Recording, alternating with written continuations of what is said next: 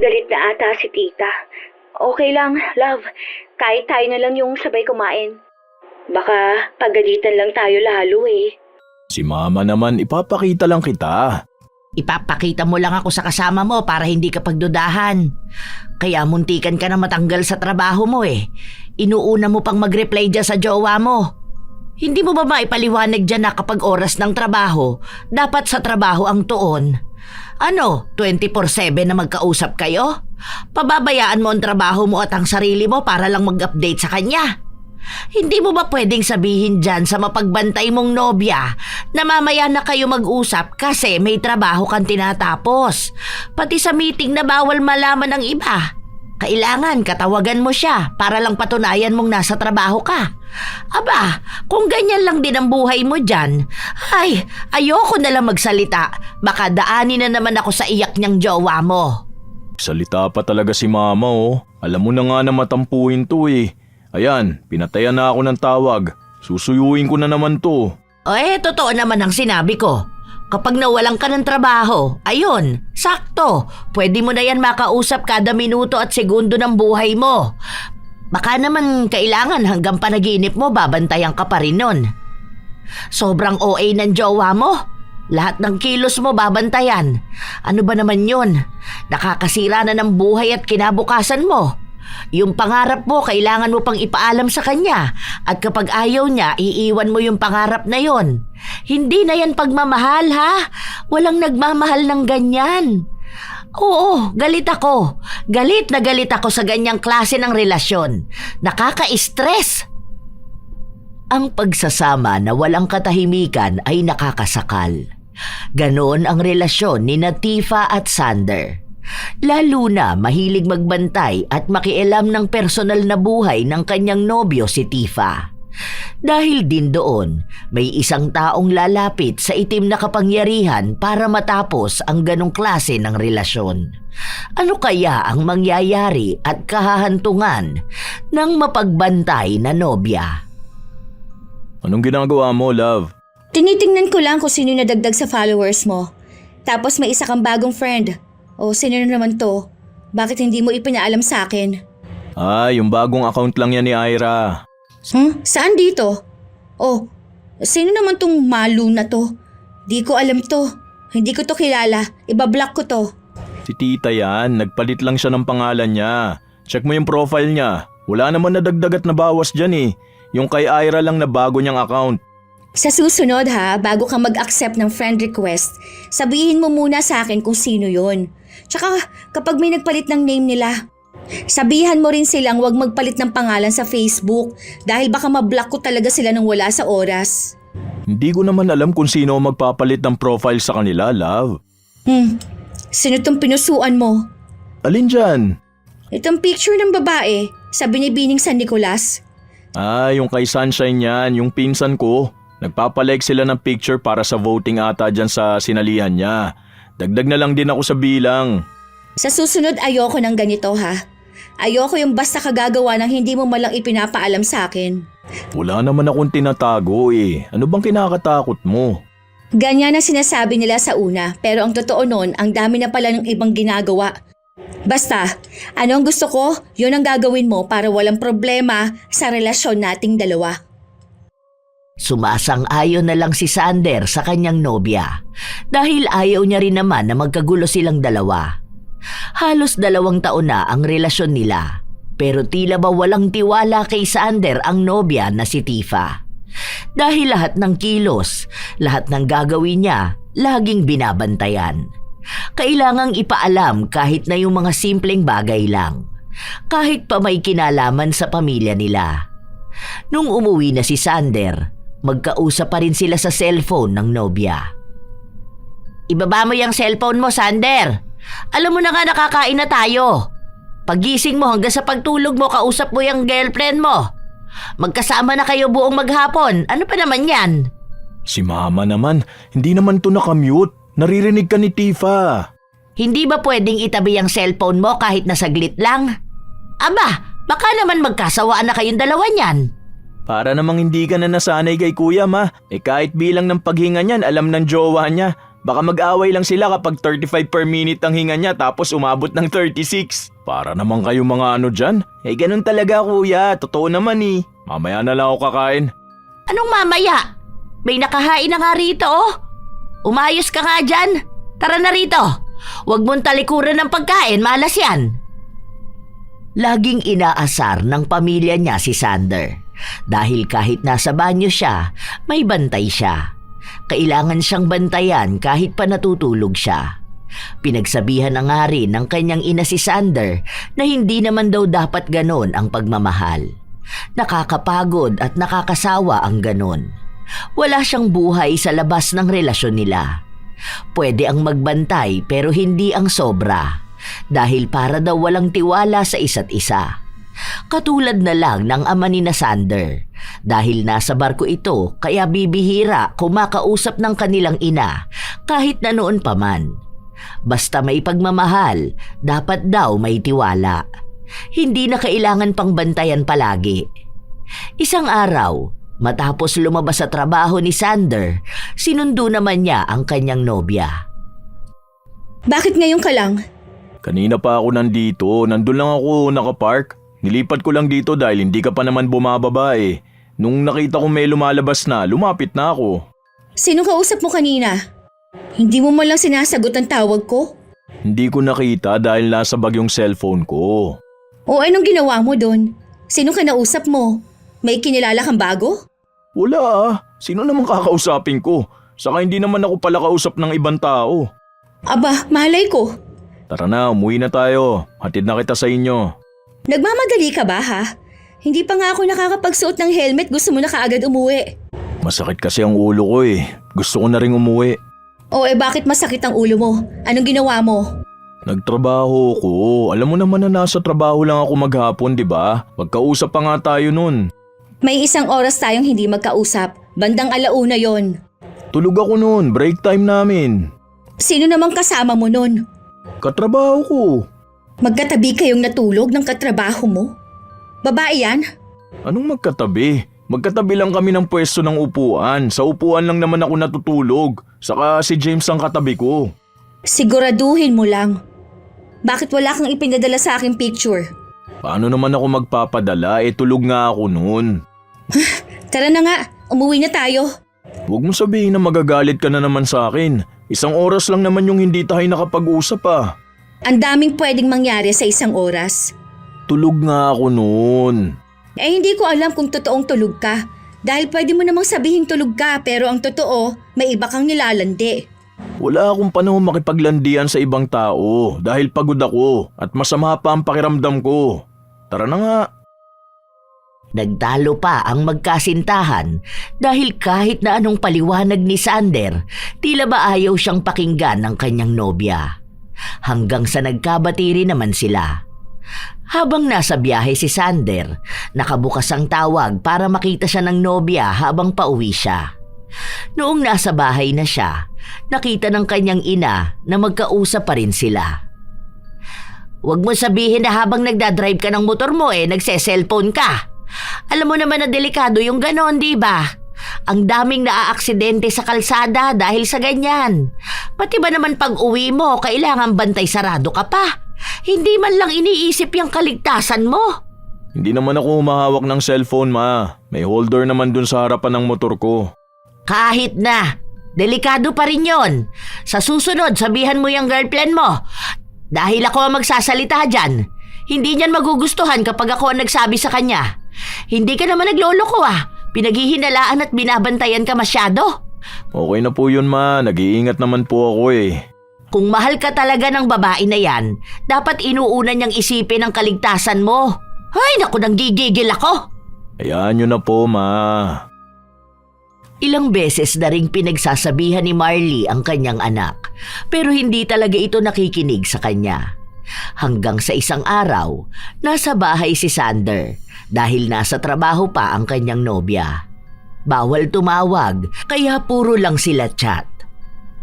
Kailangan kapag may chat si Tifa, makakasagot agad ang nobyo.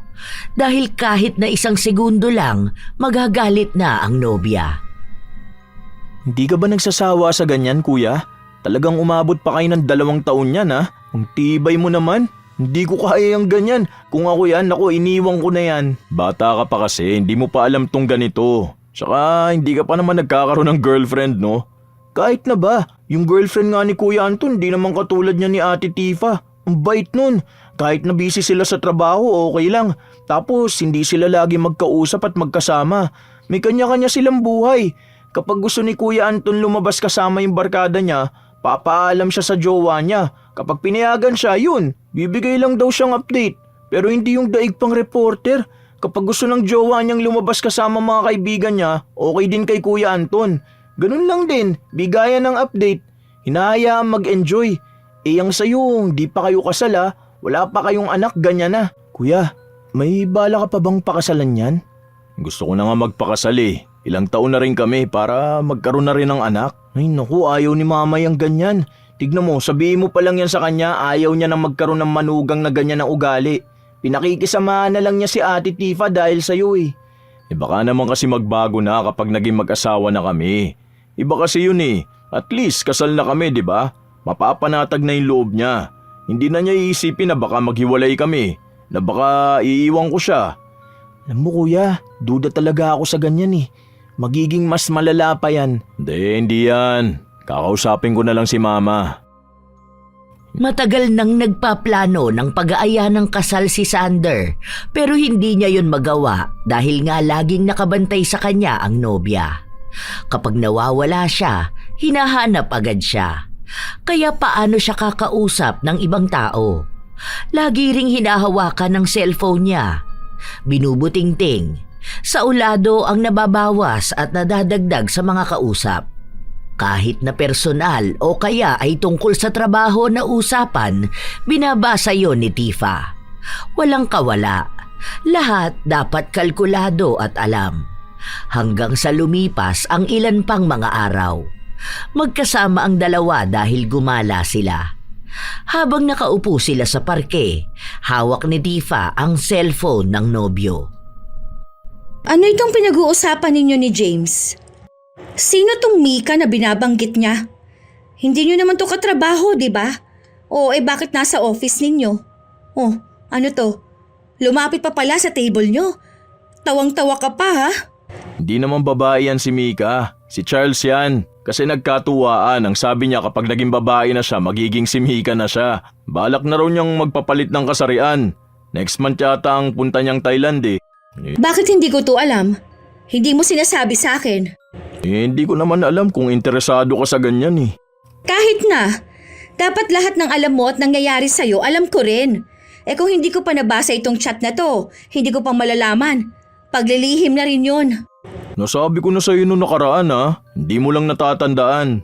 Di sana inulit mong sabihin sa akin para hindi na ako nagtanong ng ganito. Di ba?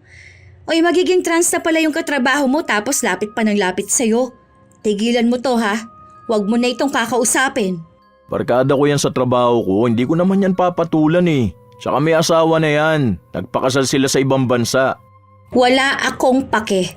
Ayoko sa kanya. Nung nakita ko siya noon, hindi ko siya ramdam. Ayoko sa aura niya. Katrabaho ko yan. Hindi mo ba maiiwasan kahit pasabihin na katrabaho mo ha? Hindi mo kaya? O baka dahil ayaw mo? Huwag mo naman pagdudahan pati mga kabarkada ko. Wala naman kaming ginagawang masama. O ito, ano tong pinasa sa'yo ni... bakit Japanese ang name nito sa Facebook? Sino to ha? Babae pa. Si Ella yan, yung classmate ko nung high school. Nag-send lang sa akin ang class picture namin. Nagtatanong kasi siya kung sasama ba ako sa reunion namin eh. Hindi ko pa ako alam. Mababasa mo naman dyan eh.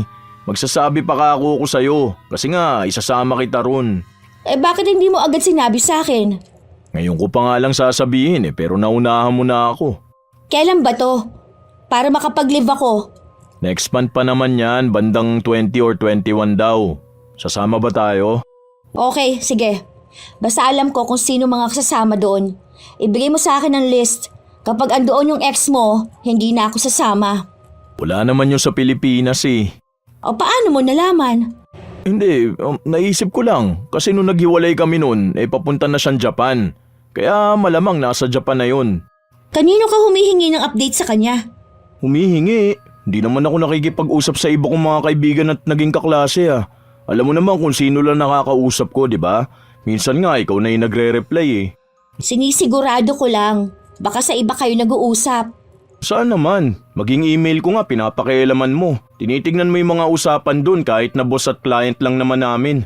Pati working phone at email ko binubuksan mo na rin. Kaya wala naman ako may tatago sa'yo. Alam mo na lahat. Pwede namang makaisip ka ng paraan, di ba, kung paano ka magtatago sa akin? Alam mo, wala na ako may tatago sa'yo dahil pati pag-ihi ko alam mo kung kailan.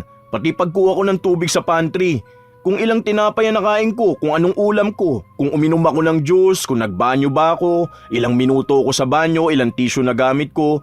Lahat ng ginagawa ko, alam mo naman lahat yun, love eh. Kaya wag mo na akong pagdudahan sa mga ginagawa ko. Alam mo naman kasi ako, di ba? Babae ako. Hindi mo naman maaalis sa aming mga babae na mag-isip ng ganyan. Kami kasi, ang gusto naming mga babae yung ina-update kami. O yun naman ang ginagawa ko, di ba? Kahit anong oras ako natulog kasi nakikita mo naman yun. Magkukol tayo hanggang sa malobat na yung cellphone ko. Basta wag ka lang kasing lalaktaw ng update sa akin. Alam mo naman na yun ang kinaiinisan ko, di ba? Gusto ko alam kong lahat ng ginagawa mo. Hayaan mo, kapag naging mag-asawa na tayo, hindi na ako ganito.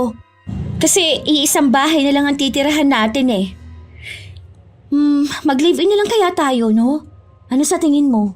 Ayoko naman ng ganun. Hindi ka pang live-in lang. Gusto ko yung papakasalan muna kita bago kita ibahay. Oo, kailan mo naman ako pakakasalan? Ako nang bahala dun ha. Di naman pwedeng sabihin ko agad sa'yo. Baka naman wala kang balak. Wala pa akong nakikitang ginagawa mo. Magiging surprise pa ba yun kung malalaman mo? Huwag mo nang isipin. Ako nang bahala dun ha. Lumipas ang ilan pang mga araw kung saan dumating ang ilang mga pagsubok sa kanilang samahan. Pero nanatili pa rin silang matatag. Kahit pamilya ni Sander, minsan ipapaalam niya pa sa nobya kung sasama siya. Isang beses pa, habang nasa palengke si Sander at ang kapatid niya, nakasalubong nila ang dating kasintahan ni Sander. Ngumiti lang ito sa kanya at hindi siya kinausap. Alam mo kuya, mas okay sana kung kayo na lang ni Ate Clea. May girlfriend ako, Kali. Ano bang sabi ko? Sana lang naman, di ba? Wish ko lang naman yun sa'yo eh, dahil mas mabait siya. Akala mo naman natatanda mo pa siya. Bata pa ako nun pero may isip naman ako nun kuya. Ang bait kaya ni Ate Clea. Ang saya nyo nga nun eh. Naalala ko pa, hindi siya kasama nun tapos umakyat kayo ng bundok ng mga pinsan natin. 2 araw yata kayo hindi nag-usap pero hindi naman siya galit sa'yo.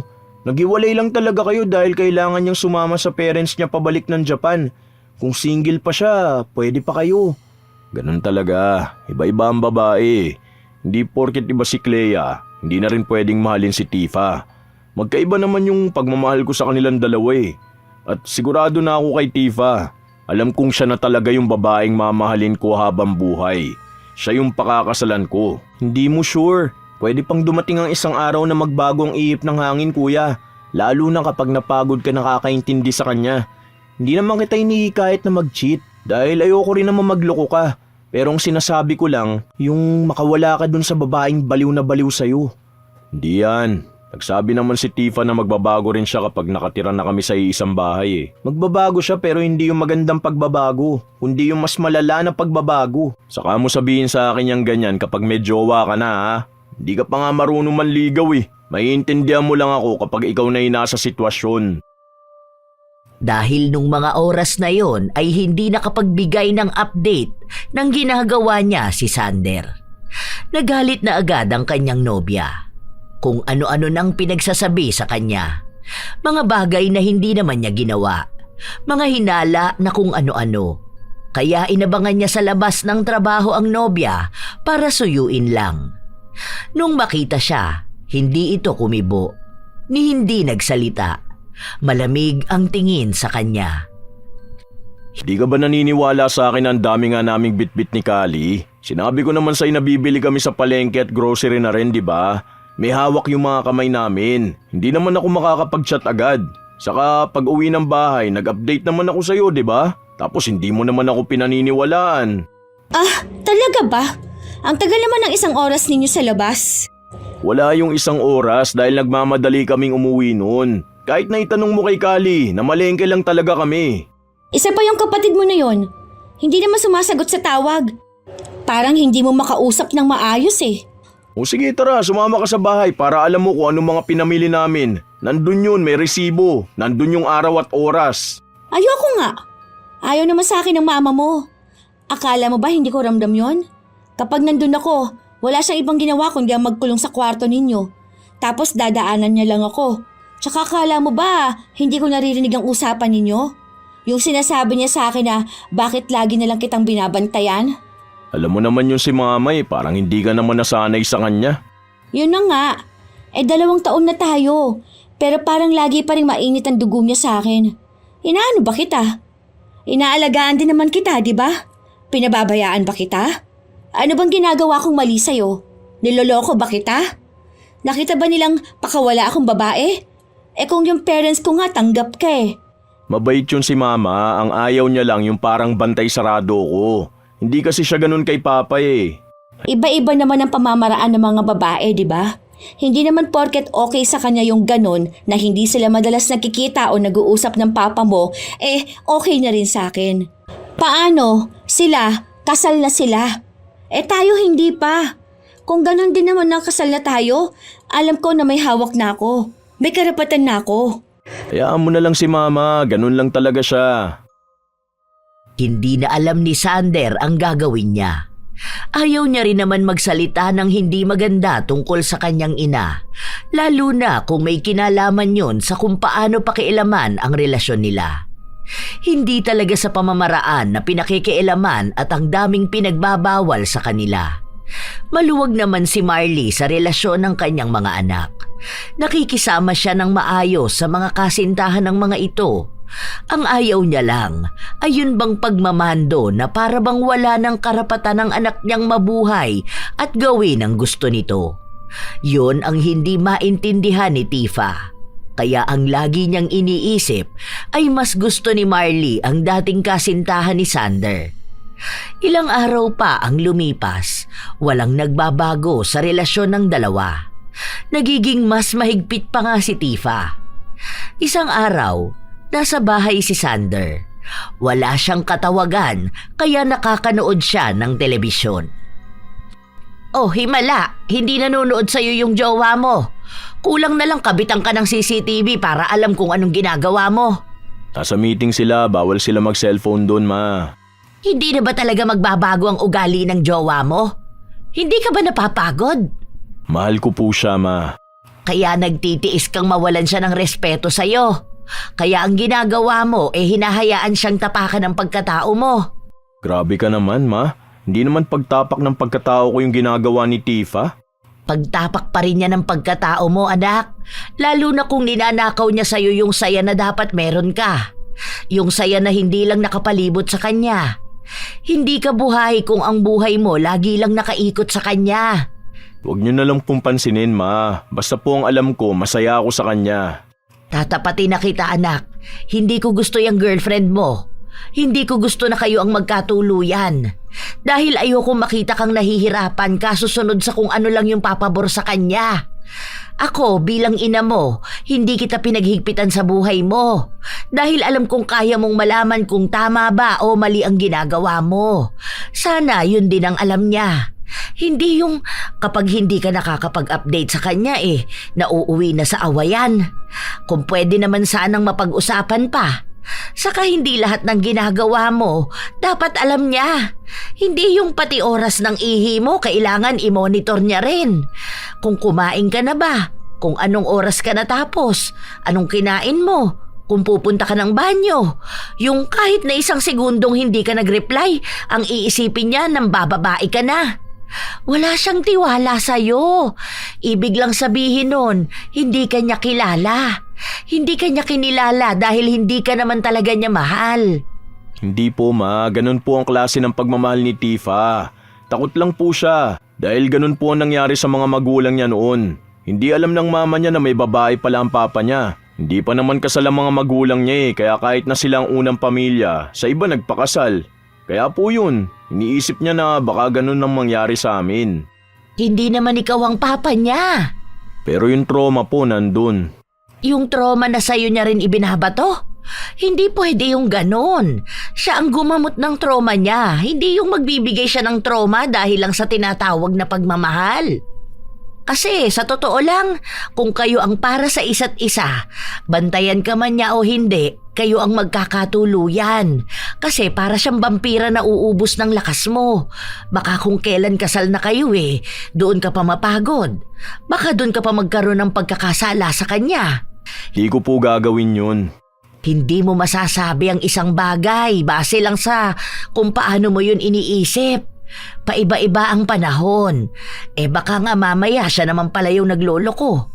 Kaya takot na takot siya at binabantayan ka dahil baka alam niya kung ano yung mga galaw na ginagawa niya rin naman. May tiwala naman po kay Tifa. Hindi niya po gagawin yun. Nakita mo na, may tiwala ka sa kanya. Bakit siya walang tiwala sa'yo? Hindi mo pa naman ata siya niloloko sa loob ng 2 taon niyo. Yun ang intindihin mo. Hindi pwedeng puro pagtitiis. Hindi pwedeng puro na lang pagmamando. Kahit na ganon ang sinasabi ng kanyang ina, tila ba hindi nakikinig si Sander. Mas nangingibabaw sa kanya ang pagmamahal. Lumipas ang ilan pang mga linggo. Sumapit na ang araw kung kailan sila magkikita-kita ng mga dati niyang kaklase. Noong naroon na sila, nakita nila si Clea. Ang sabi mo hindi sasama ang ex mo. Yun ang sabi nila, hindi ko alam. Kaya siguro gusto mo magpunta para lang makita yan. Ano, mas masaya ka ba ngayon? Andito ako Sana naman may respeto ka. Bakit? Hindi ko naman talaga alam na pupunta siya Hindi rin naman ako sasama kung sakali na hindi ka sasama. Malay ko ba? Kung gusto mo, umuwi na lang tayo. Magpapaalam na lang ako sa kanila. Hindi na. Nandito na tayo. Sayang naman yung binili kong damit kung uuwi lang ako. Babantayan na lang kita. Baka mamaya uuwi tayo tapos kapag tulog na ako babalik ka pala rito. Alam ko yung mga ganyang galaw. Para malaya kayo ng ex mo. May mga tropa pa naman akong sentidor. Kahit na alam na nilang mali yung ginagawa ng kaibigan nila, talagang hahayaan pa nila. Pagtatakpan pa. Hindi naman kami ganun. Malamang, hindi naman umaamin ng mga lalaki, no? Pagtatakpan mo rin sila. Basta alam ko wala akong ginagawa. Kung ayaw mo rito, pwede naman tayong umuwi na lang Hindi ko naman talaga alam na pupunta si Clea. Ang sabi ko nga wag na, di ba? Andito na tayo. Umuwi na lang tayo mamaya. Kapag medyo nakausap mo na mga kaklase mo nun. Kahit na naroon si Sander, halata na kontrolado siya ng nobya.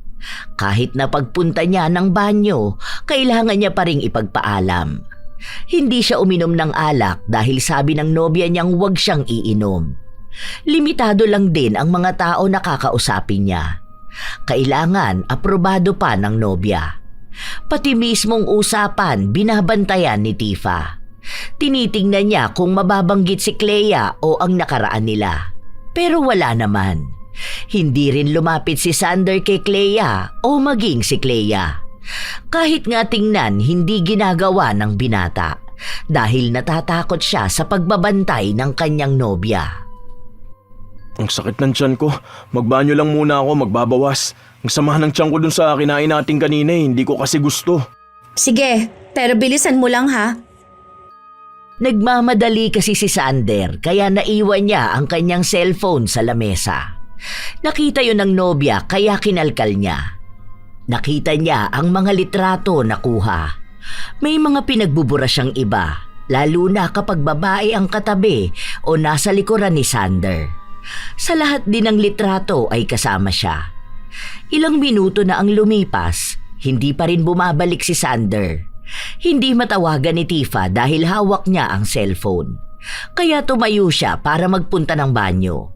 Pero bago pa siya makarating doon, naabutan niya si Sander na may bitbit na gamit at kasama ang isang babae. Parang bagong dating. Nag-init agad ang dugo ni Tifa nung makita niya yon. Nais na niyang mang-away pero hindi niya magawa dahil nahihiya rin siya sa ibang tao. Noong nailapag na ni Sander ang gamit, lumapit siya sa nobya. Kaya naman palang tagal mo. Iba naman pala yung inaatupag mo. Nagpatulong lang naman sa akin. Sabi mo banyo ang punta mo, di ba? Oo nga, galing naman talaga ako dun. Nung pabalik na ako, nakita niya ako tapos nakisuyo sa akin dahil mabigat nga yung karton. Ipapamigay niya raw sa amin. Bakit hindi ka man lang nagpaalam sa akin? Ang layo, alangan namang babalik pa ako. Naiwan ko rin naman yung cellphone ko. Kahit na. Sana nagpaalam ka man lang sa akin. Sana naman naisip mo na nandito yung girlfriend mo, di ba? Biglaan lang talaga yun. Sige, Huwag ka na magalit sa akin. uuwi na ako. Ikaw na lang maiwan dito. Mas ikaw ang kailangan nila. Uy, huwag ka na magalit. Sorry na. Hindi ko naman talaga alam eh. Tsaka sasabihin ko rin naman sa'yo. Sorry na, love. Alam mo naman na hindi ako nagtatago ng kahit na ano sa'yo eh. Nakita mo lang talaga ako. Hindi mo yun sasabihin kung hindi pa kita nahuli. Wala naman akong ginagawa masama. Tumulong lang talaga ako. Wala pa. Dahil nakita ko nga. Kung hindi ko nakita yon, baka kung ano nang ginawa ninyo. Saka may asawa na yung tao. Alangan naman na lalandiin ko pa yun. Hindi naman ako ganong klase ng tao. Tingnan mo na. Ganyan ang sagutan ng mga tao kapag nahuhuli na sila. Inililihis nila ang sitwasyon para magmukhang okay ang lahat. Na wala silang nagawang mali. Iniiwasan na ni Sander ang pagtatalo nilang dalawa dahil nakakahiya rin sa mga kasama nila. Pero doon pa rin nauwi ang lahat. Hanggang sa nagpaalam na lang siyang uuwi na silang dalawa. Hanggang sa sasakyan, maging sa bahay ni Tifa ay nagtatalo ang dalawa. Ano bang gusto mong gawin ko para paniwalaan mo ko? Na hindi nga kita niloloko. Na kahit anong mangyari hindi ko yung kayang gawin sa'yo. Hindi ko alam. Lahat naman ginagawa ko, hindi ko pa rin makuha yung tiwala mo. Ayoko naman mapagod sa'yo pero wala na akong ginawang tama eh. Lahat na lang ng kilos ko, hinahanapan mo ng butas. Ngayon na nakita mo ng ex mo, ano? Malamang gusto mo makipaghiwalay sa akin, ano? Hindi hiwalayan ang usapan dito. Inaayos natin kung ano yung problema ng relasyon natin. Hindi ko kasi alam kung anong gagawin ko eh. Lahat naman ng gusto mo, sinunod ko na, di ba? Lahat naman ng hiling mo, binigay ko. Iniwasan ko na kung sinong gusto mong iwasan ko. Binura ko na lahat ng gusto mong burahin at ayaw mo makita. Lahat na, lahat! Gusto ko kasing gawin mo na maayos yung pagpapaalam mo sa akin. Yung pag-update. Dahil alam mo naman na mapaghinala ako. Na lagi kitang binabantayan, di ba? Kaso ikaw itong hindi man lang sinasabi sa akin kung anong ginagawa mo. May mga ginagawa kasi ako na hindi ko masabi kaagad dahil nga biglaan. Hindi ko plinano. Saka mga bagay na simple lang naman katulad nung pagtulong ko kanina, biglaan. Hindi ko agad nasabi sa'yo. Pero ano bang ginawa ko? Nagbuhat lang naman ako ah. Noong nakaraan yung may tinulungan akong matanda na tumawid, hindi ako agad nakapag-chat sa'yo dahil nga tatawid kami. Tapos galit na galit ka na sa akin. Hindi naman kita lulukuhin eh. Parang yung utak mo yung nagpapagulo ng relasyon natin eh. Kahit na maayos naman sana. Sige, hiwalayan mo na lang ako. Sige na, doon ka na, bumalik ka na sa ex mo. Iwan mo na ako rito. Salamat na lang sa 2 taon nating pagsasama. Hindi ka naman magkakaganda kung di mo nakita yung Clea na yun eh. Maayos naman sana tayong dalawa. Kaso ngayon, parang pinapalabas mong sinasakal kita. Kahit na ginagawa ko lang naman at hinihiling yung mga bagay na kusa mo namang dapat na ibigay bilang boyfriend. Yung assurance lang naman sana. Hindi kita hihiwalayan. Naglalabas lang naman ako ng saloobin ko. Hindi naman ibig sabihin nun na ayoko na sa'yo. Hindi. Alam ko na. Ganun na ang plano mo. Hindi mo lang agad sinasabi para magmukha kang mabuti. Para lalabas dito na ako ang toxic sa relationship natin. Para hindi pumangit ang tingin ng mga tao sa'yo. Na para kapag nagkabalikan kayo ng ex mo, matatanggap agad nila. Ay, di ko na alam kung anong gagawin ko. Kung anong ipapaliwanag ko sa'yo. Bakit? Maayos naman tayong dalawa. Masaya naman sana tayo. Bakit kailangan mo pang ibalik yung tungkol sa amin ni Clea? Hindi yun ang problema. Hindi yung gusto kong balikan yung ex ko, kundi yung sa atin. Yung respeto para sa isa't isa. Huwag mo nang pahabain ang usapan. Iisa lang ang gusto mo. Sige na. Pinapalaya na kita. Sorry na, sige na. May kasalanan na ako kung ano man yun. Patawarin mo na ako. Pasensya ka na kung may hindi ako mapunan. Kung nagkulang ako bilang boyfriend mo, sorry na. Mahal na mahal kita kaya ayoko mawala ka sa buhay ko. Sorry na. Inako na lang ni Sander ang kasalanan na hindi niya naman alam kung ano. Basta ang iniisip niya lang ay maayos ang relasyon nilang dalawa. Kahit na napahiya na siya sa harapan ng mga dati niyang kaklase. Simula noon, nakablock na si Clea at ang iba pang mga kaklase ni Sander. Ang binata ang gumawa, pero sa harapan ng kanyang nobya. Para ipakita na seryoso talaga siya sa relasyon nila at ayaw niyang may makasira sa kanila. Naging maayos sila ng ilan pang mga linggo. Nagbago ang ugali ni Sander. Kahit na may gusto siyang tulungan, hindi na lang niya ginagawa.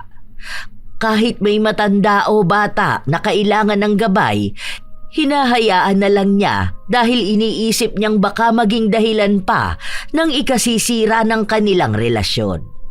Kahit trabaho niya, napapabayaan na niya. Basta maibigay niya lang ang gusto ng nobya. Na kada mag-chat ito, dapat pagtuunan siya ng pansin. Bumaba ang ranggo ni Sander dahil doon. Ang dapat na oportunidad na para sa kanya, ibinigay na lang sa iba na kayang maibigay ang buong atensyon sa trabaho. Hindi naman humihiling ng atensyon kahit tapos na ang oras ng trabaho, pero yun bang makakapagtrabaho ng maayos sa oras na nasa opisina sila? Hindi kasi yun magawa ni Sander dahil magagalit ang kanyang nobya. Isang tanghali, hindi ginagalaw ni Sander ang pagkain niya. Ayaw mo bang kumain, kuya? Oo nga, kanina pa yung pagkain mo. Tapos na lang kaming kumain ikaw nakatulala pa rin dyan. Hinihintay ko kasi si Tifa. Bakit mo hinihintay nasa trabaho nga yan. Pupunta ba siya rito? Sabay yata silang kakain, ma. Yung break time ni Ate Tifa, dun lang siya kakain habang magka-call sila. Para kunwari kahit na hindi sila magkasama, magkasama pa rin sila. Parang gawain ng mga LDR. Pero hindi naman sila LDR. Magkaiwalay lang dahil sa trabaho. Ewan ko sa trip ni kuya kapag in love siya. Wala kasi tong kasabay kumain. Tsaka sabi ko sa kanya na simula ngayon sabay na kaming kakain dalawa. Para makita niya rin yung ginagawa ko. Ay nako, hindi ko na alam kung anong klaseng kahibangan yan. Ganyan ba talaga sa henerasyon nyo? Hindi nyo kayang mabuhay nang wala yung karelasyon nyo? Paano pa kung maghiwalay kayo niyan? Baka naman hindi na kayo makakain. Si kuya lang naman yung ganyan. Di ko nga akalain na may ganyan pa pala sa totoong buhay. Grabe naman talaga ang pagmamahal na yan. O ayan na, tumatawag na siya. Huwag na kayo maingay ha. Hello love, kain na tayo. Anong ulam mo? Nag-order ako ng pagkain. Nakisabay ako sa kanila. Anong ulam mo? Ito, sinigang na isda. Nagluto kasi si mama. Tara na, kain na tayo. Sinong kasama mo dyan? Kaninong damit yan? Bakit parang pambabae? Si mama to, ito oh. Huwag mo na akong ipakita dyan. Bakit kailangan pang patunayan na ako ang nanay mo? Na kami ng kapatid mo ang kasama mo rito sa bahay. Ano, naghihinala pa ba yan? Babantayan niya rin ba pati ang kilos namin? Galit na ata si tita. Okay lang, love. Kahit tayo na lang yung sabay kumain. Baka pagalitan pa tayo lalo. Mama naman, ipapakita lang kita. Ipapakita mo lang na ako ang kasama mo para hindi ka pagdudahan. Kaya muntikan ka na matanggal sa trabaho mo Inuuna mo pang mag-reply dyan sa jowa mo. Hindi mo ba maipaliwanag dyan na kapag oras ng trabaho, dapat sa trabaho ang tuon?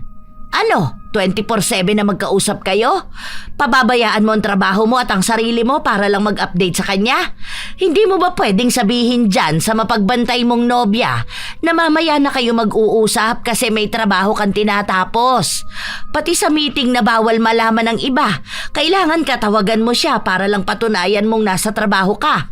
Aba, kung ganyan lang din ang buhay mo dyan, ay, ayoko na lang magsalita.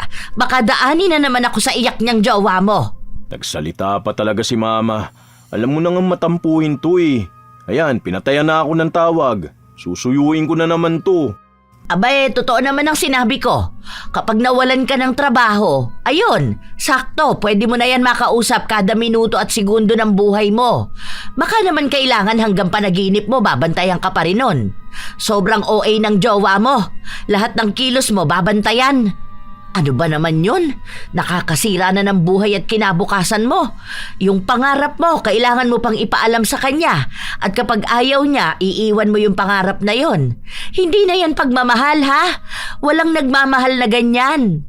Oo, galit ako. Galit na galit ako sa ganyang klase ng relasyon. Nakaka-stress! Lumipas pa ang ilan pang mga buwan pero wala pa ring nagbabago sa relasyon ng dalawa. Nagiging mas lalong mapagbantay na nobya si Tifa. Ang dami niya laging tanong, ang daming hinahanap. Kung sino ang kausap at kung bakit kailangan pang kausapin yun. Kahit katrabaho o kaibigan o kamag-anak. Hanggang sa umuwi galing ng ibang bansa ang tiyahin ni Sander. Pupunta yun sa bahay nila kasama ang pamilya. Mga 1 hanggang 2 linggo doon mananatili. Malaki naman ang bahay nila, kaya may pwesto at kwarto ang mga kaanak nila na tutuloy sa kanila. Minsan pa, isinama ni Sander ang nobya sa bahay nila kung saan may salo-salo na magaganap. Ma, si Tifa po, girlfriend ko. Hello po. Ay, hello din po, Tita Marley. Umupo na kayo doon, paluto na tong ulam. Saka sabihin mo pala kay Kali, ilabas na yung tubig. Kanina ko pa yun inuutos sa kanya. Tapos maglagay ng hindi malamig na tubig dahil hindi umiinom ng malamig ang tita nyo. Bilisan nyo na, anong oras na? Gutom na ang mga tao. Tulungan na kita dyan, ma. Ay, hindi na, kaya ko na to. Ang asikasuhin mo doon yung jowa mo. Nakikisama na lang si Marley sa nobya ng anak dahil nga sa ayaw niya ring mapahiya ang pamilya nila. Baka isipin ng mga kamag-anak nila na nag-aaway-away na sila. Hindi rin naman magandang tingnan na may pagtatalo sa araw dapat na puro lang masaya. Habang kumakain ang lahat, may mga kwentuhan at tawanan. Hanggang sa inanunsyo nga ni Sander ang magandang balita para sa kanila. Ikakasal na po kami. Nagbabala kami na magpakasal sa July. Pero kung sakali po baka mas mapaaga pa namin. Pero July talaga ang una namin na pag-usapan. 3 months na lang pala, kuya. Ang bilis naman. Sa simbahan ba? May nakita na ba kayong simbahan nun? Hindi pala makakapunta si Papa nun kung sakali, no? Hindi niya pa rin ata nakikita si Ate Tifa eh. So, call lang? Oo nga, saan naman kayo magpapakasal? Ang usapan po namin na civil wedding lang po muna. Tapos saka na po kami sa simbahan kapag nakaipon na po kami ng pera. Limitado lang din po sana ang bisita namin. Alam na ng pamilya mo yan? Hindi pa po. Ipapaalam pa lang po namin kapag nakauwi kami sa amin. Hinihintay lang po namin si Papa.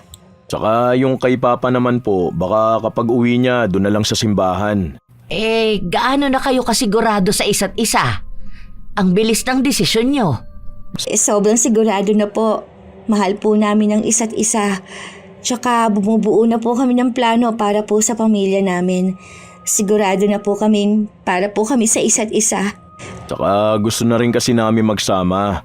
Gusto na po naming bumuo ng pamilya na pangarap naming dalawa. Dapat ang pagsasama nyo yung talagang sigurado na kayo. Hindi yung nadadala lang kayo ng isang sitwasyon na parang hindi porkit gusto ng isa dapat gusto na ng isa. Ito ang maipapayo ko sa inyo bilang isang asawa at ina. Kami ng papa mo, 3 dekada na kaming kasal. Iba ang ugali niya nung magkasintahan pa lang kami at nung mag-asawa na kami. Sa kanyo lang makikilala ang isa't isa kapag magkasama na kayo sa iisang bahay. Kaya kung ako sa inyo, isipin niyo munang mabuti kung ano ba talagang gusto niyo. Mahihirapan na kayong umatras kapag kasal na kayo. Sure na po kami. Hindi na po yun magbabago. Desisyon na po namin ito at kung ano man pong mangyayari kapag kasal na kami, yun na po ang problema namin. Kami na po ang bahala doon kasi kami naman po ang mag-asawa. Napabuntong hininga na lamang si Marley.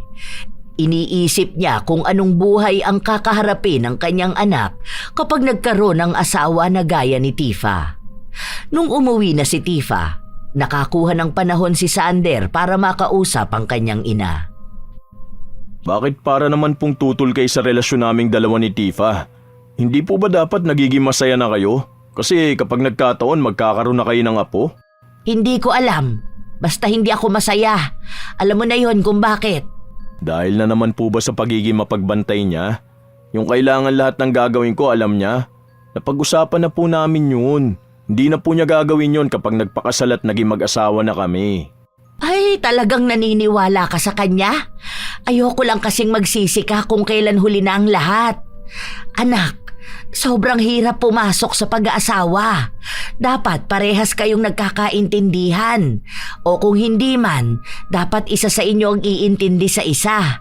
Salitan yon. Hindi pwedeng ikaw lang ang iintindi sa kanya. Ma, alam na po namin yan. Kapag mga ganyan, kami na po yan. Kasi kami naman po yung magiging mag-asawa eh. Kami na pong bahala sa ganun, ma. Kaya nagsasabi kayo na nai-stress kayo kasi kayo rin naman po yung nagbibigay ng stress sa sarili nyo. Hindi naman na po dapat isipin eh, pero kayo, ayan, isip pa kayo ng isip. Ewan ko. Sige, bibigyan ko pa ng pagkakataon si Tifa. Pero mukhang hindi ko naman na talaga kayo mapipigilang dalawa. Kapag nagdesisyon na kayo, talagang ipaglalaban nyo yon, hindi ba? Wala na akong magagawa pagdating doon. Pero sana nga hindi ka magsisi sa pinipili mong maging asawa. Sana hindi ka mahirapan, maging ang magiging anak nyo. Hindi pa naman sinasabi ni Marley na tinatanggap na niyang ganon ang magiging manugang niya. Ang isa kasi sa iniisip niya, paano kung dahil sa ganong ugali ni Tifa, hindi na maging masaya si Sander? Na baka pati pamilya niya, ipagkakait na rin na makasama niya. Hahayaan naman ni Marley ang anak na magkaroon ng asawa. Pero minsan, iniisip niya na sana ibang babae na lang ang mapapangasawa ng anak. Yung babae na may tiwala at yung babae na hindi praning pagdating sa pakikihalubilo ni Sander sa ibang tao. Iniisip niya kasi na walang mangyayari sa relasyon nilang dalawa kung ang gusto lang ni Tifa sa kanila lang iikot ang buhay ni Sander. Maraming bagay na makakaligtaan ang binata. Hanggang sa hindi niya namamalayan na tumanda na lang siyang malungkot at takot sa buhay. Ilang araw pa ang lumipas, naging abala ang magkasintahan. Ang dami nilang inaasikaso para sa magiging kasal nila. Mga ilang kaya ang iimbitahan natin? May nakausap na ako, may 50 packs sila rito. Para namang ang dami niyan. Bakit? Ang dami kaya nating pamilya at kaibigan. Isasama ba natin yung mga yon? Bakit? Ayaw mo ba? Sino ba mga gusto mong isama lang at imbitahan? Yung pamilya mo, as in sila lang, hindi yung mga tita mo ha. Tapos ako, sina mama lang, hindi rin tita ko. Tapos yung isa kong kaibigan. Ikaw, wala ka namang kaibigan. Sure ka ba? Mga nasa 15 katao lang ay isasama natin? Oo, ayoko na marami pang iba. Baka kung sino-sino pang kausapin mo doon. Baka kung sino pang pakinggan mo. Saka na lang yung iba kapag simbahan na. Yung mga tita natin, yung ibang katrabaho. Pero ipaalam mo muna sa akin ha kung sino yung iimbitahan mong iba bukod sa pamilya mo. Yung tropa ko kaya si Patrick, sakto kasi na pauwi na yun ng Pilipinas. Hindi ko naman kilala kung sino yun. Bakit ko yun papayagan? Hindi mo siya pinakilala sa akin. Baka mamaya may kung ano pang sabihin yun sa'yo eh. Madalas pa naman sa mga lalaki na kaibigan kung ano-anong sulsol ang ginagawa. Pinakilala ko na sa si Patrick, di ba? Yung kababata ko kako. May picture kami nun sa bahay, pinakita ko sa'yo. Kaso nasa ibang bansa siya nagtatrabaho. Pero babalik siya ngayon. Mga 1 taon daw muna siyang bakasyon dito sa Pinas. Kikilalanin ko muna yon bago ko imbitahan sa kasal natin. Basta lahat ng gusto mong isama, dapat kilala ko na. Hindi yung base lang sa kwento mo o sa picture. Hanggat hindi ko kilala, hindi pwedeng makapasok sa buhay natin. Hindi pa sila kasal pero tila ba kontrolado na ni Tifa ang kasintahan. Ang dami na agad bawal. Ang daming kailangang sundin. Pero hindi na yon pinapansin ni Sander dahil para sa kanya, parte yon ng pagmamahalan nila. Na kahit anong mangyari, kailangan niyang tanggapin ang ugali na yon. Yung mga pangako ni Tifa na ugali na babaguhin niya, mukhang malabo talagang mangyari.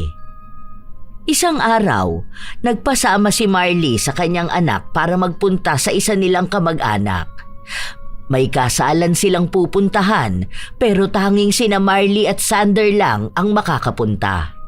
May pasok sa paaralan si Kali at ang iba nilang kapatid naman ay may inaasikaso. Ano ba, Sander? Bakit hindi ka pa nagsasapatos dyan? Anong oras na Baka mamaya ma-traffic pa tayo. Alam mo naman banda doon sa simbahan kapag ganitong araw traffic dahil ang daming tao. Kaya nga maaga kitang ginising kanina Ninang ako sa kasal, baka naman ako pa yung wala ron. Di pa nagre-reply sa akin si Tifa. Hindi ba pwedeng mamaya mo na lang hintayin ang reply ng jowa mo? Kapag andoon na tayo sa simbahan, hindi mo ba sinabi sa kanya na aalis tayo? Sinabi ko sa kanya kagabi pero hindi naman niya sinagot yung paalam ko. Aba, kung hindi ka pala papayagan ng jowa mo, hindi mo ako sasamahan. Ano ba akala niyang gagawin mo ron? Mambababae? Diyos ko naman, Sander! Anong oras na? Hindi ka na ba makakilos talaga hanggat hindi nagsasabi ang jowa mo? Kapag sinabi niyang huwag kang hihinga, hindi ka na rin hihinga. Baka kasi magalit siya sa akin Oh, ayan mismo ang sinasabi ko sa'yo. Kaya ayoko sanang magsama kayong dalawa niyang jowa mo Kasi kapag naging mag-asawa na kayo, hindi ka na makakakilos lalo niyan. Hindi ka na makakapunta sa bahay. Dahil kapag sinabi niya sa'yo na huwag kang lalabas ng bahay, aba, hindi ka talaga lalabas ng bahay. Hoy anak, hindi kita pinipigilan na mag-asawa ha. Pero piliin mo naman ang magiging asawa mo. Hindi ba pwedeng i-book na lang kita hanggang sa simbahan, ma?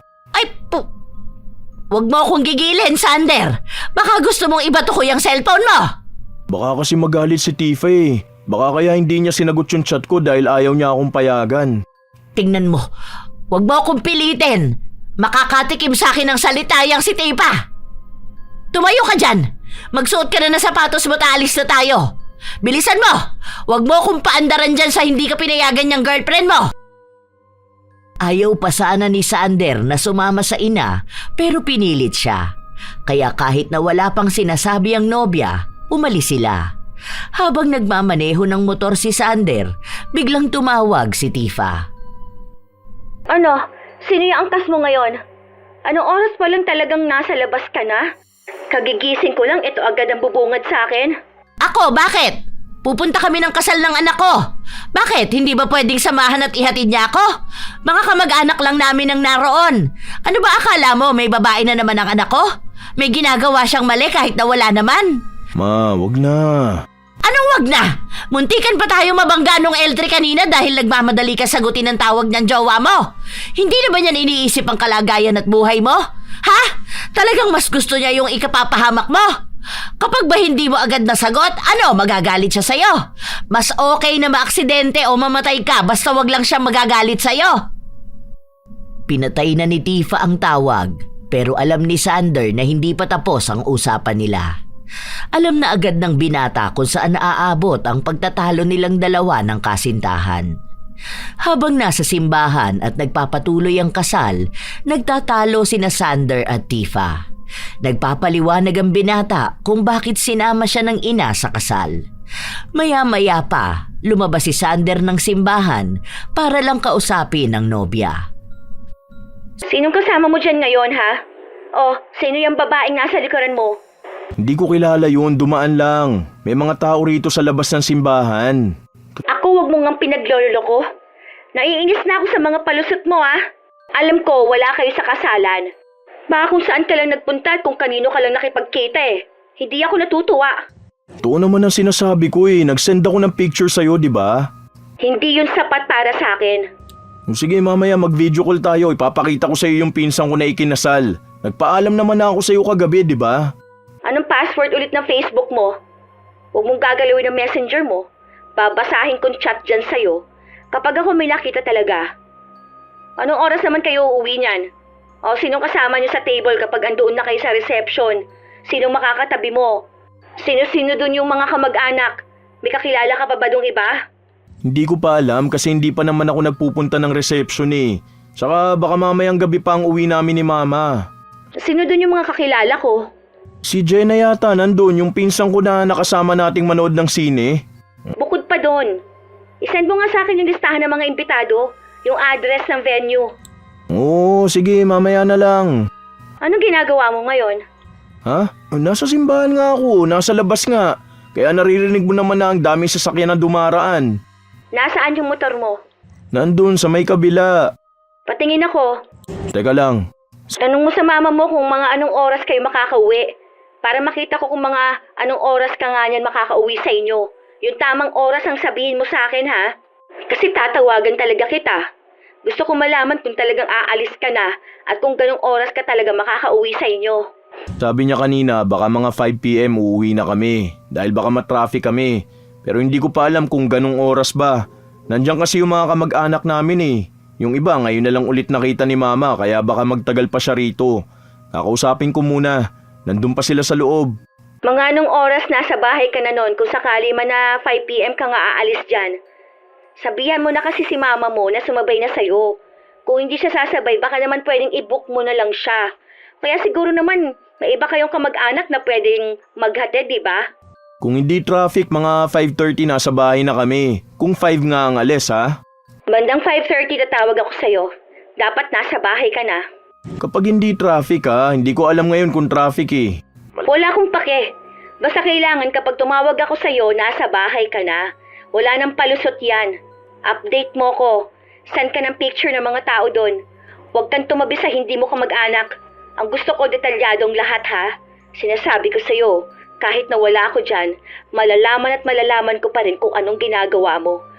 Kung niloloko mo ako, lalabas pa rin ang katotohanan. Sumasakit na ang ulo ni Sander. Hindi siya mapakali. Hindi siya nakikipag-usap maging sa mga kamag-anak niya dahil tutok siya sa pakikipag-usap sa kanyang nobya. At sa pagpapatunay na wala nga siyang ibang ginagawang masama. Hanggang sa napansin na siya ng ilan sa mga kaanak nila, kaya si Marley ang tinanong. Hindi na lang sinagot ng ginang dahil ayaw na niyang malaman pa ng iba kung paano naging masalimuot ang buhay ng anak niya sa piling ng nobya. Maya-maya pa, panay ang tanong ni Sander sa kanyang ina kung anong oras ba sila uuwi. Lapit na mag-5 ma, uwi na tayo. Paalam ka na sa kanila. Mamaya na, ano ka ba? Anong oras pa lang naman oh? Maaga pa. Pwede naman 7:00 na lang tayo umuwi. Bakit ba nagmamadali ka? Sabihin mo mamaya na tayo uuwi. Mauna na lang pala ako umuwi. Sabay ka na lang kina tito ha? Aba, ang batang to, iniwan talaga ako. Nagmamadali masyado. Hindi na mapakali si Sander. Maya-maya lang din ay tumatawag ang kanyang nobya. Sinabi niya na pauwi na siya, kaya inurasan siya kung anong oras dapat nasa bahay na siya. Kinakabahan pa nga ang binata hanggang sa na-traffic siya. May prosesyon, hindi niya alam kung gaano pa kahaba ang magiging traffic. Kaya ang ginawa niya, sumingit siya, pumasok pa siya sa isang eskinita. Maya-maya, tumatawag na naman si Tifa. Nung sasagutin na niya, nagulat si Sander sa malakas na busina. Hindi niya napansin ang truck na papalapit sa kanya. Mabilis ang mga pangyayari. Nabangga siya pero mabuti na lang ay hindi siya napuruhan. Tumagilid siya kung saan motor niya lang ang nasagasaan at nadurog. Pero mukhang may bali ang paa niya. Hindi siya makatayo. Ang mga tao na nakakita sa kanya, hindi siya hinayaan na gumalaw. Durog din ang cellphone niya, kaya hindi niya nasagot ang tawag ng nobya. Mabuti na lang may isang taga roon na kilala ang kamag-anak niya. Noong nasa ospital siya, agad na nagpunta ang kanyang ina at ang ibang kamag-anak nila. Diyos ko naman, Sander! Ano bang ginagawa mo sa buhay mo, ha? Nagpapakamatay ka ba talaga? Yung motor mo, durog na durog. Kinilabutan ako. Paano na lang kung napasama ka doon? Hindi ka na makakaabot ng ospital.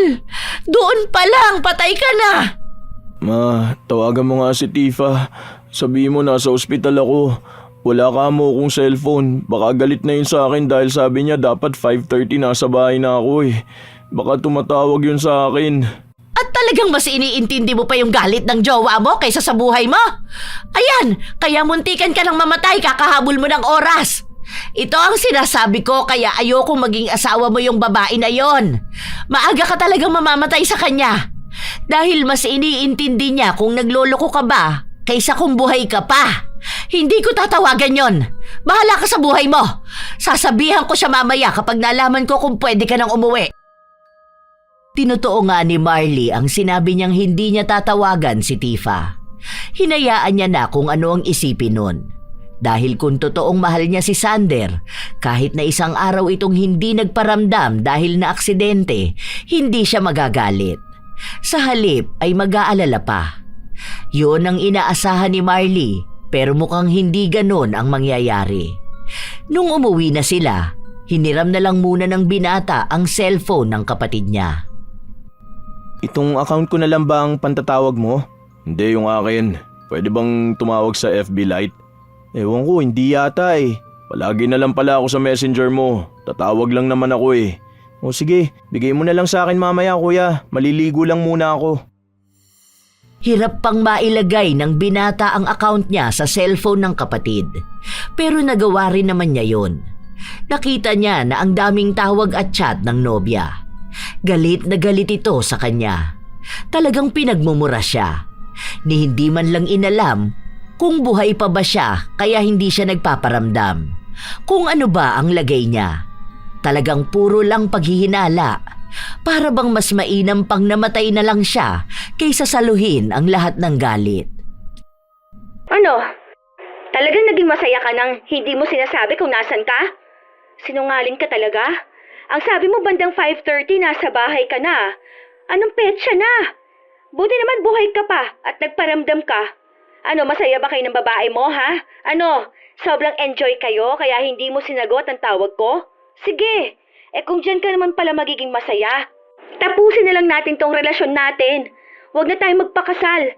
Kung kailan sa susunod na linggo ng kasal natin tsaka ka naman nagloko ng ganito. Halata talagang hindi ka seryoso sa akin. Hindi ako ng babae. Kalalabas ko lang ng ospital. Nabangga ako ng truck kahapon. Okay naman ako, nakakalakad pa naman. Kailangan ko lang pagalingin yung mga galos ko. Hindi ako ng babae. Nagulungan ng truck yung motor ko kasama yung cellphone ko. At gumawa ka pa talaga ng dahilan?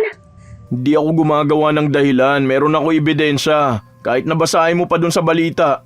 Mamaya ipapaasa ko sa'yo. Tapos yung record ko dun sa ospital. Sino naman ang nag-alaga sa'yo doon, ha? Nurse na babae at maganda pa? Masaya ka ata dun Sorry na, hindi ko naman sinasadya na hindi masagot yung tawag mo Na-aksidente lang talaga ako. Hayaan mo bukas, pupuntahan kita dyan sa inyo. Wala akong cellphone, bibili pa lang ako. Itutuloy natin ang kasal, okay? Sorry na. Ang hindi alam ng binata, naririnig ng kanyang ina ang usapan na yon. Naaawa siya sa kanyang anak. Paanong kailangan pang ihingi ng tawad ni Sander ang nangyari sa kanya na ang tunay namang dahilan kaya yun naganap ay dahil na rin sa kagagawan ni Tifa. Hindi na kayang tiisin pa ni Marley ang nangyayari. Hindi siya papayag na magkakatuluyan ang dalawa. Hindi pwedeng ganong klase ng babae ang magiging asawa ng kanyang anak. Masyadong makasarili. Walang pagmamahal kay Sander. Kaya kahit na ayaw niya sanang makialam, ginawa niya ng paraan para lang maghiwalay ang dalawa. Ilang araw ang lumipas, sumapit na ang araw ng kasal. Ang kasama lang para tumistigo ay si Marley at ang ina ni Tifa. Nung nagsasalita na para sa pag-iisang dibdib nila, hindi sumasagot si Sander. Hanggang sa... O bakit hindi ka sumasagot ng I do? Huwag na lang nating ituloy ang kasal. Ha? Ano wag na ituloy? Nahihibang ka na ba? Andito na tayo. Akala ko ba mahal mo ko? Mahal natin ang isa't isa, di ba? Ayoko na. Huwag na natin tong ituloy. Pasensya na. Hoy, teka lang. Ano ba? Saan ka pupunta? Sander! Ma, tita, bakit po ganun? Bakit bigla na lang siyang umayaw? Baka hindi pa talaga handa ang anak ko. Baka may kailangan pa kayong ayusin sa sarili nyo. Tulungan niyo naman po ako. Mahal namin ng isa't isa. Pasensya ka na. Kung ano ang desisyon ng anak ko, siya lang ang makakapagpabago nun. Hindi ako at mas lalong hindi ang sino man. Magbigay ka na lang ng panahon para sa kanya. Hindi nagbigay ng simpatya si Marley sa nangyari dahil gusto niya yon. Gusto niyang wag matuloy ang kasal. Ang maghiwalay ang dalawa. Sa katunayan nga, pinakulam niya ang sarili niyang anak. Pinagawan niya ng ritual para maging magulo ang utak at desisyon pagdating sa relasyon nila ni Tifa. Ang pag-atras ni Sander sa kasal, gawa yon ni Marley. Walang ibang nakakaalam. Tanging siya lang. Wala rin naman siyang balak na ipaalam sa kahit na sino. Gusto niya lang palabasin na kaya nangyari yon ay may napagtanto ang kanyang anak. Mukhang epektibo naman yon. Naging maugong nga lang ang usapin tungkol doon sa mga kamag-anak at mga kaibigan nila. Isang beses pa, sinubukan ni Tifa na kausapin si Sander. Wala na ba talaga tayo? Hindi mo na ba gustong subukan pa ulit? Baka naman may pagmamahal ka pa sa akin. Mahal pa kita. Siguro, hindi ko alam eh. Basta ang alam ko sa ngayon, gusto ko ng kalayaan. Gusto ko mabuhay. Naghahangad ako ng panahon para maging malaya. Alam mo yun, yung mga bagay na wala ako nung taon na nakakulong ako sa mga gusto mo. Hindi ba kapag mahal mo ang isang tao, dapat tanggap mo kung anong mga gusto niya? Sinabi ko na sa'yo na naguguluhan ako, hindi ko alam. Nito ko lang naramdaman na nasasakal ako sa mga ginagawa mo sa akin. Hawak mo ako sa liig, hindi ako makahinga. Wala akong ibang alam gawin kundi yung gusto mo lang. Gusto kong makilala yung sarili ko bilang ako, hindi bilang isang tao na ginawa mo para lang sa gusto mo. Kasi ako, minahal kita kung ano at sino ka, pero ako, binago mo ko. Hindi ko na makilala kung sino ako. Gusto ko ng pagmamahal na may tiwala. Yung may pagmamahal, yung ramdam ko ang pagmamahal, hindi yung ako lang ang nagmamahal. Sige, subukan na lang ulit natin. Gawin na lang natin kung ano yung gusto mo. Pangako, hindi na kita pipigilan kung hindi naman kailangan. Pangako rin na ipakikita ko sa'yo na may tiwala ako sa'yo. Sigurado ka ba? Oo, isang beses pa. Naguguluhan na ang binata. Hindi niya alam kung tama na ba o pwede pa. Kaya kinausap niya ang kanyang ina. Hindi naman siya pinigilan ni Marley. Kung ano ang sa tingin mo, pwede mong subukan sa huling pagkakataon. Kapag nakita natin na may pagbabago, baka nga mahal ka niya, natakot lang siya. Pero kung walang pagbabago, baka tama na. Kasi hanggang may chance na binibigay, walang pagbabago eh. Baka uubusin lang din nun ang emosyon mo. Alam mo ba, Ma? Nung ilang araw na hindi kami magkasama, hindi kami nag-uusap, nahirapan ako. Pero alam niyo po yung ang saya, ang gaan. Parang nakikita ko ulit yung purpose ko sa mundo, na ito yung ako. Yung buhay ako dahil buhay ako, hindi dahil gusto kong maging sunod-sunuran lang. Yan yung sinasabi ko sa'yo. Dapat sa pagmamahal mayroong ganyang pakiramdam. Para kahit na mahirap ang pagmamahal, may kapayapaan, meron kang pahingahan. Dahil dapat ang pagmamahal may tiwala. Hindi lang sa kapareha mo, kundi maging sa sarili mo. Kaya kung tingin mo pwede pang magbago si Tifa, bigyan mo ng huling pagkakataon. Kung hindi na siya magbabago, tama na. Masakit yan pero mas payapa kapag napunta ka sa tamang tao. Kahit na may halo ng kulam ang damdamin at isipan ni Sander, pwede pa rin siyang magdesisyon. Hanggang sa nagkaroon ulit sila ng ugnayan ni Tifa. Pero hindi na ganun kabigat ang pagmamahal na nararamdaman niya. Hindi na ito katulad ng dati na handa niyang sundin ang lahat, kahit na mali na. Akala nila maayos na. Pero isang buwan lang ang nakalipas, bumalik na naman sa dating ugali si Tifa. Sino yung kasama mo kahapon? Akin na nga cellphone mo. Sabi ko na nga ba tama ang kutob ko. May bago kang kinakausap. Sino to ha? Bago mong babae? Ano tong pinag-uusapan ninyong pupunta kayo ng Tagaytay? Niloloko mo ko? Si Mama yan, bakit hindi mo tignan yung profile niya? Bakit hindi mo basahin lahat ng usapan namin? Oh, bakit pupunta kayo ng Tagaytay? Nagpaalam ka na ba sa akin ha? Para sa birthday niya. Pumayag ako? Alam mo, tama na to. Ayoko na. Nakikipaghiwalay ka na naman sa akin? Ayan, kasi nga, naloloko mo ko. Tama nga na wala nang patutunguhan tong pagsasama nating dalawa. Pagod na ako. Ayoko na. Yan lang ang sasabihin mo sa akin. Napapagod din naman ako Pero hindi naman ako sumuko. Mas pagod ako. Naubos ko na lahat ng pasensya at pag-unawa ko na kaya ko ibigay sa'yo. Kaya pasensya ka na. Pero ito na yung huling beses na maghihiwalay tayo. Dahil hindi na tayo magkakabalikan ulit. Hindi ko pinangarap na mabuhay sa ganitong pagmamahalan. Hindi ko gustong hanggang sa ganito lang ako. Gusto ko yung pagmamahal na may tiwala. Gusto ko yung pagmamahal na pahinga ko kapag pagod na ako. Hindi yung pagod na ako sa buhay ko, wala pa akong karapatan na huminga. Dahil sakal na ako. Sige, kung makikipaghiwalay ka sa akin, siguraduhin mong hindi ka hahabol sa akin. Hindi na rin ako makikipagbalikan sa'yo. Sige, mas malinaw na ito naging usapan nating dalawa na hindi na talaga tayo babalik sa kung ano tayo. Parehas na tayong bumitaw. Tingin mo ba, makakahanap ka pa ng babaeng gaya ko? Makakakita ka pa ba ng babae na tatanggapin at mamahalin ka? Sa pagiging mamas boy mo? Hindi ko alam.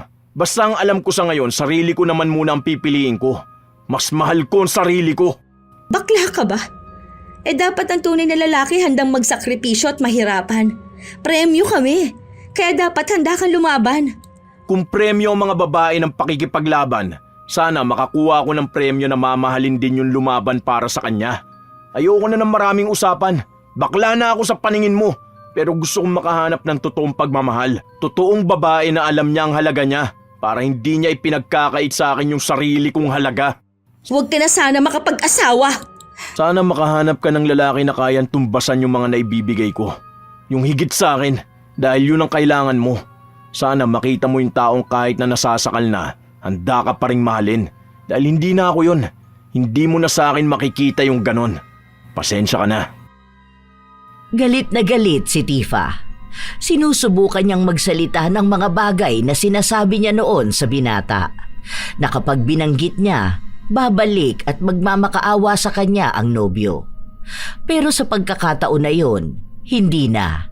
Tinalikuran siya ni Sander. Ni hindi siya nilingon.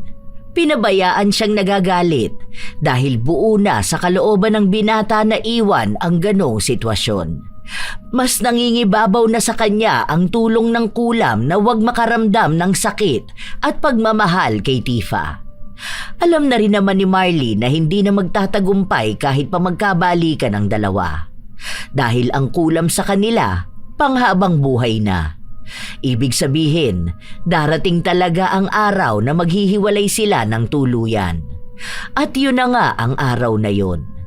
Isang araw, umuwi si Sander sa bahay nila. Hindi mawari kung malungkot ba siya. Nakapagluto na ako ng pagkain, nak. Sabay ka na sa amin. Oo nga kuya, para naman hindi ka nakatulala dyan, di ba? Tara na, ito pa naman yung paborito mong pagkain. Ano bang problema kuya? Tara, usap tayo. Bili akong alak. He, anong alak pinagsasasabi mong bata ka? Joke lang naman, Nay. Baka kasi gusto lang ni kuya ng kausap eh. Pinapatawa ko lang naman siya. Hindi na kami okay ni Tifa. Yun lang pala eh. Ayoko na. Hindi na kami magkakabalikan nun. Di mabuti naman. Tara pala, kain na tayo kuya. Okay lang yan, nak. Ganun talaga ang buhay. Hindi pa naman huli ang lahat sa'yo eh. Bata ka pa naman. Enjoy mo na lang muna sa ngayon. Malay mo, dumating na rin yung babae na tama para sa'yo. Minsan talaga may mga minamahal tayong hindi natin nakakatuluyan. Nagiging parte na lang ng alaala at aral sa atin. Katulad niyan, aral sa'yo na hindi lahat ng pagbabantay at paghihigpit ay tunay na pagmamahal. O tara na, kain na tayo. Hindi maipaliwanag kung may lungkot, pero maaaring meron nga. Dahil minahal naman talaga ni Sander si Tifa. Alam niyang mahihirapan siyang matanggap yun, pero hindi pa nga naman talaga huli ang lahat para magmahal. Ilang buwan pa ang lumipas. Hindi nag-uusap ang dalawa. Hanggang sa nagpakita si Tifa kay Marley. Gusto niya lang daw itong makausap. Sige na po. Baka kapag po ikaw ang kumausap kay Sander, kausapin niya po ulit ako. Para saan ba? Para po magkabalikan na kami. Nagbago na po talaga ako. Hindi ko na siya paghihigpitan. Natuto na po ako. Alam mo, sa totoo lang, wala na kayong chance ng anak ko. Ikaw na lang ang pumipilit sa sarili mo. Ayoko nang tatawagan mo ko para kausapin at makiusap ng ganito. Dahil aaminin ko na sa'yo ha, masaya ako na hindi ka naging asawa ng anak ko. Alam mo kung bakit? Dahil hindi siya masaya sa'yo. Hindi kayo magiging masayang dalawa. Magdurusa kayo. Kaya ngayon na ayaw na niya, masaya na ako para sa kanya. Hindi ko pinakikialaman ang desisyon niya sa buhay. Kung sinong maamahalin niya sa buhay. Dito lang talaga sa inyo. Ngayon lang, dahil ayokong habang buhay na may nakatali sa leeg niya, nasasakalin siya para lang mapasunod. Hindi ko naman po ginagawa yun.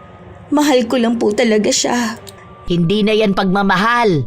Ang gawin mo, mahalin mo ang sarili mo para kapag dumating ang araw na may magmamahal ulit sa'yo, hindi mo na uulitin kung anong ginawa mo sa anak ko.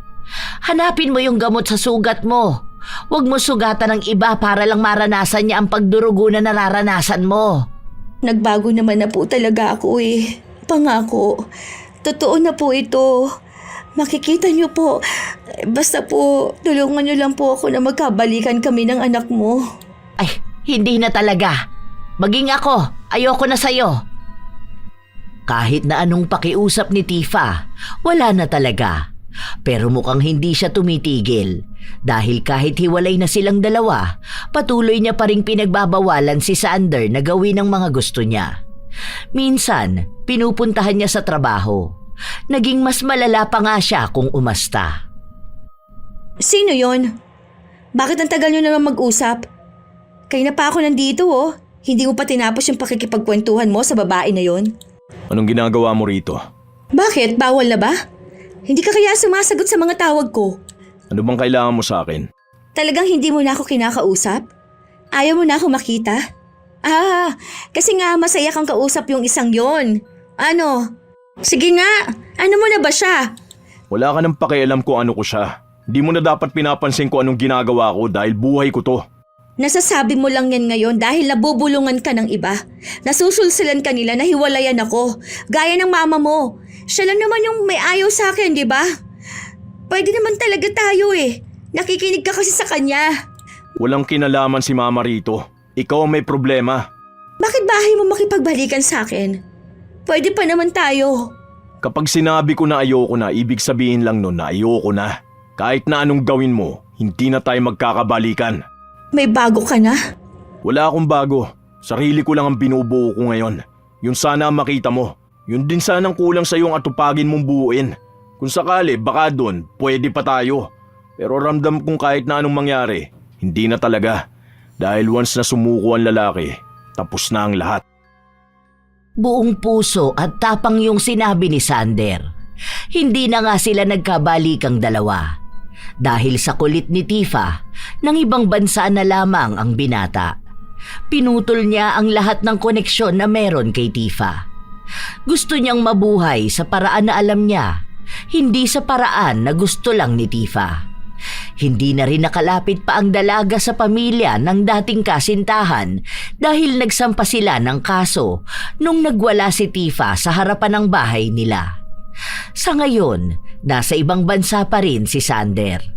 Wala pa rin siyang kasintahan pero ramdam niya ang saya. May nililigawan siya. Kinikilala na dalaga na tingin niya ay malaki ang potensyal na maging asawa niya. Habang si Tifa, wala na siyang balita kung ano ba ang ginagawa. Minsan talaga, may mga taong inaakala na ang paghihigpit at pagbabantay ay ang pinakamalakas na forma ng pagmamahal. Para sa kanila, ang madalas na pagtatanong, ang pag-alam sa bawat galaw at ang paghingi ng walang katapusang paliwanag ay paraan ng pag-aalaga. Akala nila, kapag alam nila ang lahat, masisiguro nilang hindi sila masasaktan at hindi sila mawawala sa buhay ng minamahal. Ngunit sa likod ng ganitong paniniwala, kadalasan ay nakatago ang takot. Takot na mapalitan, takot na maiwan, at takot na muling masaktan ang mga karanasang dala ng nakaraan. Sa una, nakakagaan sa pakiramdam ang may taong gustong malaman kung nasaan at kung ano ang ginagawa. Ngunit habang tumatagal, Ang pag-aalala ay nagiging hinala at ang pag-aalaga ay nagiging kontrol. Unti-unting nawawala ang espasyo para huminga, para maging sarili at para magkamali. Ang relasyon na dapat sana'y sandalan ay nagiging lugar ng pangamba at pag-iingat. Ang mas masakit, ang paghihigpit ay hindi kailanman nakapagbibigay ng tunay na seguridad. Kahit gaano kahigpit ang pagbabantay, kung may kulang sa tiwala, laging may pagdududa. Sa halip na patatagin ang relasyon, lalo nitong binibigyang diin ang distansya ng dalawang taong dapat ay magkasangga, hindi magkalaban. Tandaan na ang tunay na pagmamahal ay hindi sinusukat sa dami ng tanong o sa tindi ng pagbabantay. Sinusukat ito sa kakayahang magtiwala, magbigay ng kalayaan at umunawa na ang bawat tao ay may sariling mundo na dapat igalang. Ang pagmamahal ay pagpili na maniwala kahit may takot, pagpiling magpahinga ang isip kahit may posibilidad ng sakit. Kayo ba mga apo, nasubukan nyo na bang magkaroon ng karelasyon na bantay sarado kayo? Ano rin ang inyong opinyon tungkol sa desisyon ng bawat karakter? Tama lang ba ang ginawa ni Marley na makialam sa anak? Maaari niyong ibahagi sa amin ang inyong kwento at opinyon. Naway nakapaghatid ito ng magandang aral sa inyo. Shout out sa ilan sa mga masusugid na tagapakinig ng mga istorya ni Lola Telang.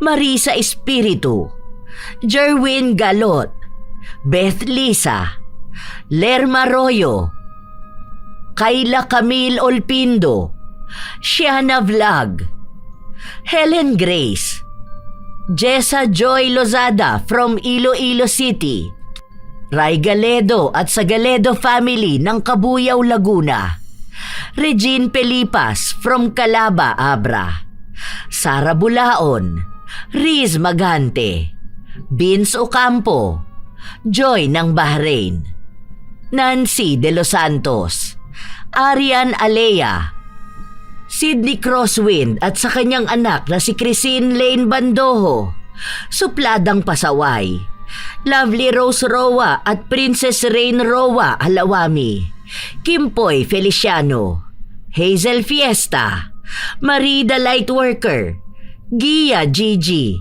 Francisco Neng, Jeremy Saranillo Francisco, Matt Sarol, Mel Santarita, Esteli Reyes at sa Reyes family ng Marikina City, AJ Chua, Vicky Yabut, Roy Lacandalo, Josefina Fuelias, Irish Abela Tuazon, Febe Ranyada, Mike James Tapak, Will Maleses, Leonisa Cobo, Lurian Vitalicio, Jenny Suzuki, Raquel Hasegawa and to her husband Mitsuru, Maria Lee Nakagawa, Lynn Hasegawa, Elise Padilla, Lydia Lopez, Gemstone Claro, Lance MBB, Rosalina Bugayong, Ami Yong, Ami Bag, Angelina Ignacio, Roslyn Mangilin, Cherry May Libiran, Robert Crimen, Razon Yao, Mil Rose Demate, Jaime Constantino, Jennifer Makasinag, Alma Naong, Pureza Tagiwalo, Rachel Whitney, Toto Orteo, Chef M, Ronald Belza Bahado, Lainey Soverano, Liza Infante. Shout out din kina Enda, Liza, Delia, Dan, Marifel, Miriam, Nampot ng Binyan, Laguna. Ito ang inyong Lola Telang at maraming salamat sa palagi ninyong pakikinig mga apo.